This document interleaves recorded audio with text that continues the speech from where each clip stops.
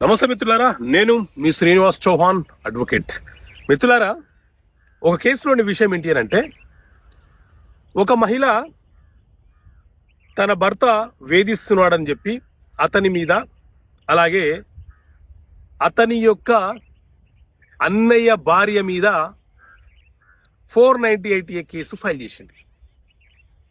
So దీనిని challenge చేస్తూ వీళ్ళ హస్బెండ్ యొక్క అన్న భార్య కేరళ హైకోర్టులో క్వాష్ పిటిషన్ ఫైల్ చేసుకుంది. 498A కేసులో ఆవిడ చెప్పుకున్నది, కంప్లైంట్ చెప్పుకున్న విషయం ఏంటి అంటే, నన్ను బాడీ షేమింగ్ చేస్తున్నారు కాబట్టి అది క్రుయాలిటీ గ్రౌండ్ కిందికి వస్తుంది, 498A ప్రకారం వీళ్ళకు శిక్ష విధించాలని చెప్పి ఆవిడ చెప్పుకుంది.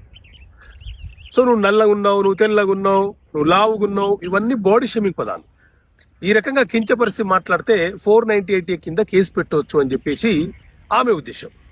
సో దీని మీద విచారణ చేసినటువంటి కేరళ హైకోర్టు భర్త కావచ్చు, భర్త తరపున బంధువులు కావచ్చు, భర్త యొక్క రిలేటివ్స్ ఎవరైనా కావచ్చు, బాడీ షేమింగ్తో ఒక మహిళని వేధిస్తే అది క్రుయాలిటీ గ్రౌండ్ కిందకి వస్తుంది, వారి మీద 498A అనేది అప్లికేబుల్ చేయొచ్చు అని చెప్పి కేరళ హైకోర్టు తీర్పునివ్వడం జరిగింది.